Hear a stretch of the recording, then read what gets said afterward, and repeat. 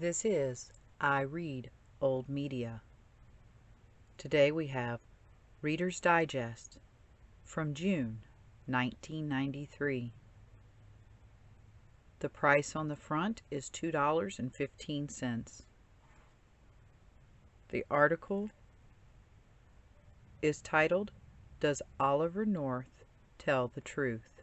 And it's located on page 75. Does Oliver North tell the truth? He became a hero to millions because he seemed to be a straight talker. Those who worked with him know another side. By Rachel Wildavsky. Furrows creased the soldier's brow. Television floodlights caught his clean good looks that summer day in 1987. Jaw set, eyes resolute, voice strong and clear, and occasionally lashing out when outrage overcame his military manners.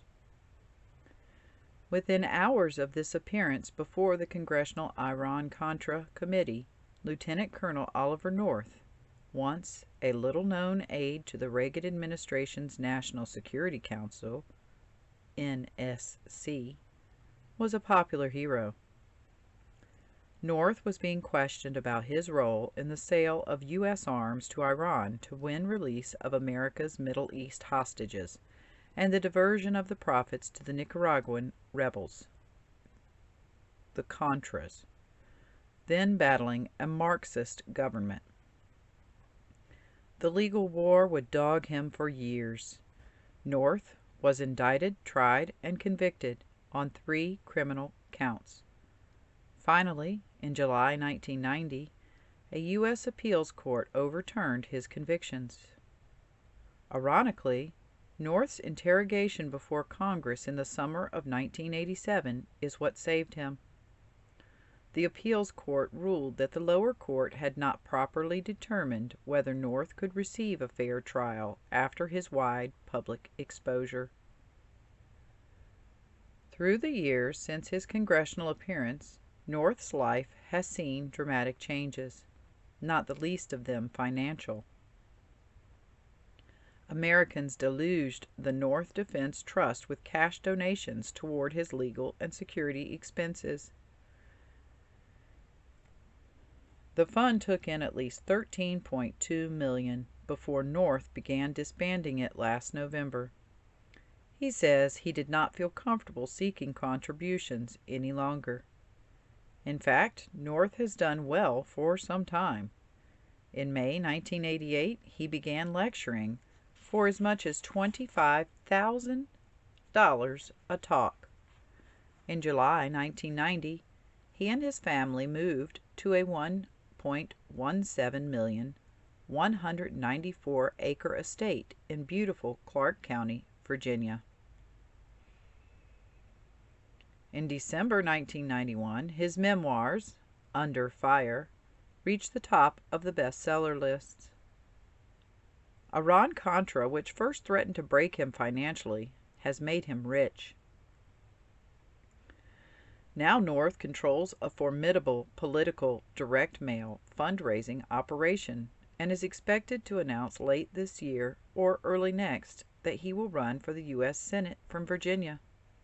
If he does run, many Americans will rally to his side. Second thoughts. But how will those who knew North and worked closely with him respond to a Senate bid? While some of North's former colleagues will undoubtedly support him, a surprising number now openly express doubts about his character.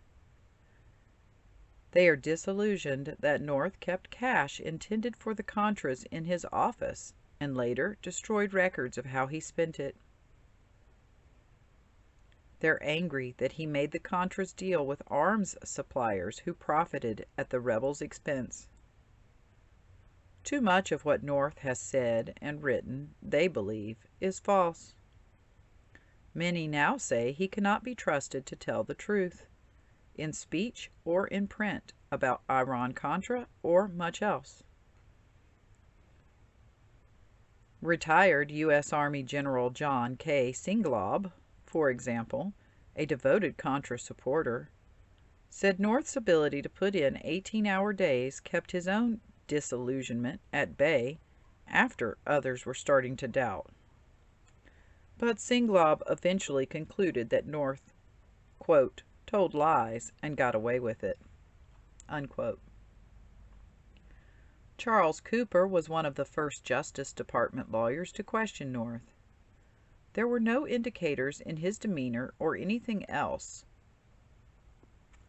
suggested that he was not being truthful, Cooper says. But Cooper's ultimate verdict? In his testimony before Congress, Cooper declared that, despite North's open face and his marvelous way with words, he could not be believed, even under oath. Recently, the Digest interviewed North about accusations of dishonesty. Here are some of the issues in question. After the United States invaded Grenada in 1983, North, then an aide to the NSC, National Security Council, told friends, including political activist Jack Wheeler, a fascinating story. He had joined President Reagan in the White House living quarters to watch on television as U.S. medical students evacuated from Grenada, landed back home, and kissed the soil. North said the president put his arms around him and declared, "I told you not to worry. You can trust Americans." He told this story in compelling and minute detail, says Wheeler. Everybody cried. Yet former Reagan spokesman Marlin Fitzwater says North was never in the living quarters, and on that day he did not see the president at all. Today, North will not comment on the story. Many North stories seem to exaggerate his intimacy with powerful people. In February 1986, he told a United Methodist Church group and at an official meeting in the White House that he briefed the president twice a week. But White House logs show they only met 19 times, and never alone, in North's last 2 years on Reagan's staff. In his book, North tells a story about former National Security Advisor Judge William P. Clark. When Clark first took the job in early 1982, North writes, he, quote, insisted on walking to work. North adds, I was finally able to convince him that in light of the terrorism threat, he ought to consider a more secure form of transportation, unquote. Clark tells Reader's Digest he did walk to work in 1981 when he was Deputy Secretary of State, but during a U.S. crisis with Libya that year, the State Department put a stop to it. I didn't know Ollie North then, Clark says. Told of Clark's denial, North says he, quote, could be wrong, unquote, but is, quote, 99% sure, unquote, of his story.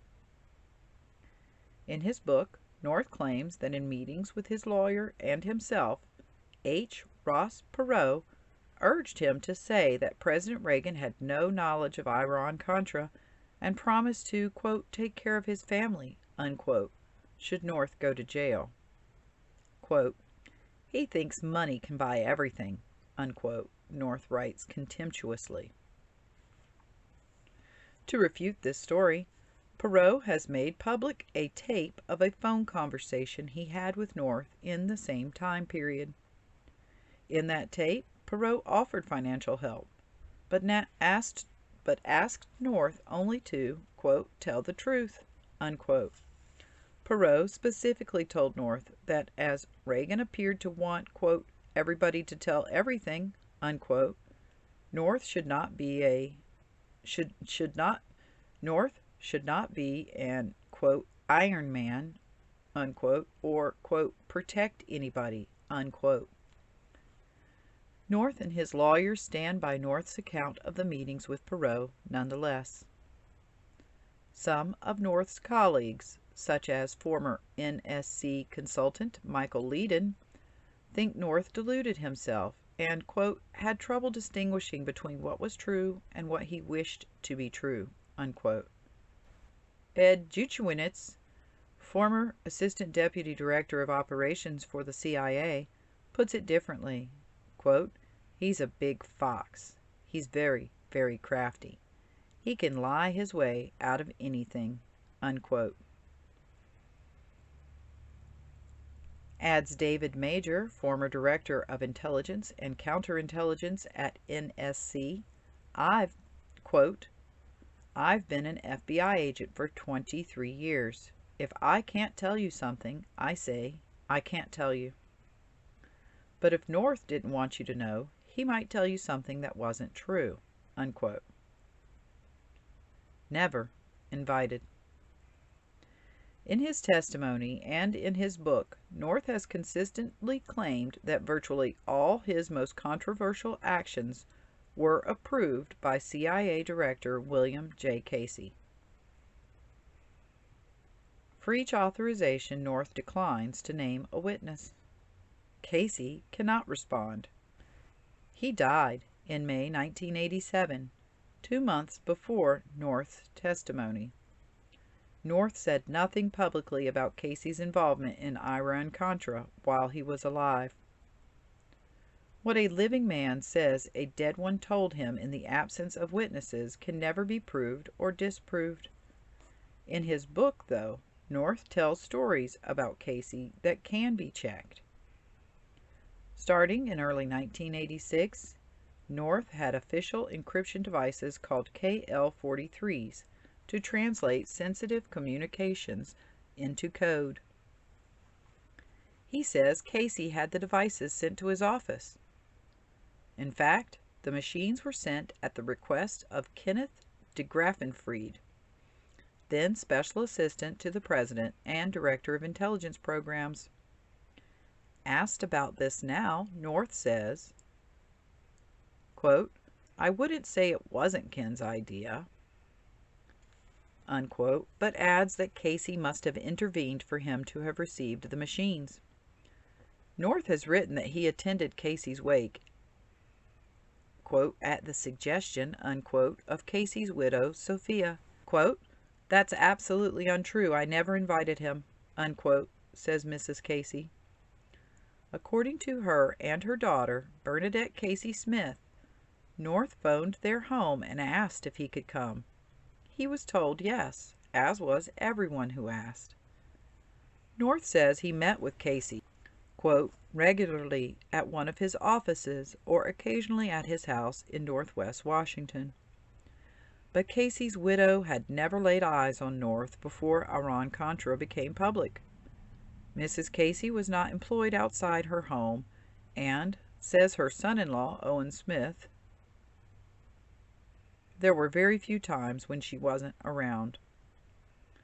Casey certainly knew North, knew about the effort to trade arms for hostages, and supported it. But North claims Casey also approved the diversion of profits from Iranian arms sales to the Contras. According to North, Casey, quote, "loved the idea," unquote, and called it, quote, "the ultimate covert operation," unquote.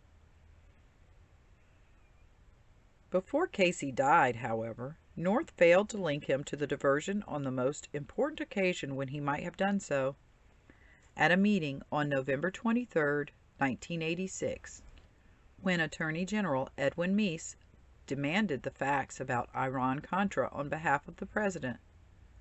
Meese asked North who else in the government knew about the diversion. North named Admiral John Poindexter and Robert McFarlane, his two superiors at the NSC. According to notes taken at the meeting, North did not mention Casey, and doing so, quote, "would have been to his advantage," unquote, Meese says. Asked by the Digest why he did not name Casey, North says, quote, "I can't say that I didn't," unquote. He adds that the meeting was not tape recorded. However, Meese and 2 other Justice Department officials present that day insist Casey's name never came up. One of them, Charles Cooper, points out that North, quote, "has never, to my knowledge, challenged our account of that meeting before," unquote. Cash accounts. Meese also asked North how the diversion of funds began.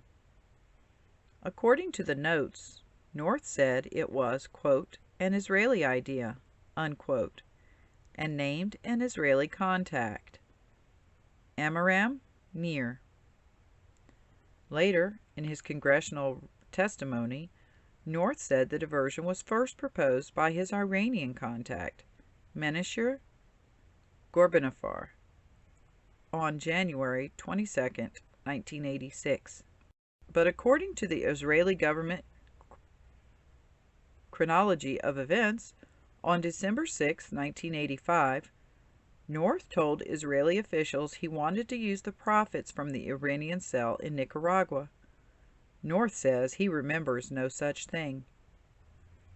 While employed by the government, North accepted a gift, a $13,800 security system for his home, paid for by his private sector Iran-Contra partner, retired Air Force General Richard V. Secord. Government rules clearly prohibited officials from accepting anything, quote, of value, unquote, says General Singlaub. Quote, you go over those rules all the time. They are well known, unquote. North says he accepted the security system because terrorist Abu Nidal had issued a death threat against him. When the Iran-Contra scandal broke, North prepared backdated letters to make it look as if he had paid.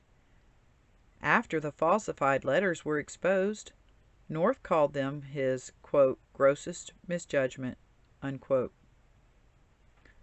But some of his former colleagues are more disturbed that North kept cash and traveler's checks from Contra accounts in his office safe. About $150,000 to $200,000 in cash flowed through North's office between late 1984 and November 1986, when the president fired him. The cash was delivered to North by Secord. The traveler's checks totaled about $100,000 over the same period. North cashed some of the traveler's checks at the grocery store, at the cleaners, and for other personal uses. North says he cashed them to reimburse himself for official expenses, even though the NSC had a standard process for reimbursing expenses. North was found guilty of no criminal offense with regard to the checks. Nevertheless, Elliott Abrams, former Assistant Secretary of State for Inter-American Affairs, said North's handling and commingling of funds was not only highly irregular, it was, quote, just wrong, unquote. North also says that Bill Casey gave him a ledger in which to keep meticulous records of how he spent every dime of the Contra's money. However, he claims that as the operation became public, Casey told him to destroy the ledger, along with countless other Iran-Contra documents. Richard Armitage, former Assistant Secretary of Defense for International Security Affairs and an Annapolis classmate of North's, is puzzled by the ledger story. Records are for accountability. Why keep a record so sensitive it must be destroyed rather than revealed? Quote, either you keep notes or you don't, Armitage says. You don't do both, unquote. At North's trial, prosecutor John Keeker asked whether Secord used cash, quote, to make sure that nobody could ever trace it or figure out what was done with it, unquote. North replied, quote, I suppose that's a reasonable conclusion, unquote. Monopoly markup. The NSC's administrative officer, Mary Dix, remembered a time when North didn't seem to have any money. He'd chase her down the halls for gas money so he could get home. But in the middle of 1985, Dix testified at North's trial. This stopped. And in early October, North paid $8,038 in cash for a used car he bought at Coons Pontiac in Vienna, Virginia. Secord's financial records show that he gave North a total of $12,000 in cash during the previous 2 months, but North testified the cash for the car came from a steel box he had bolted to the floor of his closet. North said the box contained a cash, quote, family fund, unquote, he had started with part of an insurance settlement he had received after a car accident in the 1960s. Every Friday night thereafter, he said, I would take my change out of my pocket and put it in that steel box. By mid-1985, it contained $15,000. North did not recall ever before listing the money from that box as an asset, not even on the mortgage applications for the homes he and his wife had bought over the years. No charges were brought against North regarding the car. The money Secord distributed to North came from the assets of, quote, the enterprise, unquote. North, Secord, and Secord's partner Albert Hakim had formed the enterprise after Secord began helping North with the Contras in the summer of 1984. Among other activities, the enterprise brought arms and sold them to the Contras. One of the Contras' other main suppliers, General Singlaub, had procured weapons for the rebels at cost. The enterprise operated for profit, selling the Contras arms at an average markup of 38%. In July 1985, North made Secord the Contras' only arms supplier. After that, North directed all donations he helped raise for the Contras, from private individuals and foreign governments, straight to enterprise accounts. North also allowed Secord and Hakim to determine what commissions they should take. Quote, a lot of money that should have gone to the Contras, says former NSC consultant Ledeen, went to Secord and Hakim, unquote.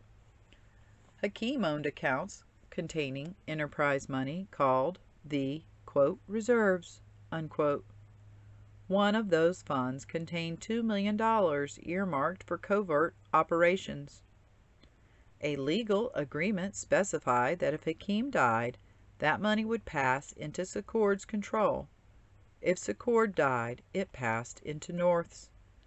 If all three died, it was to be divided equally among their estates.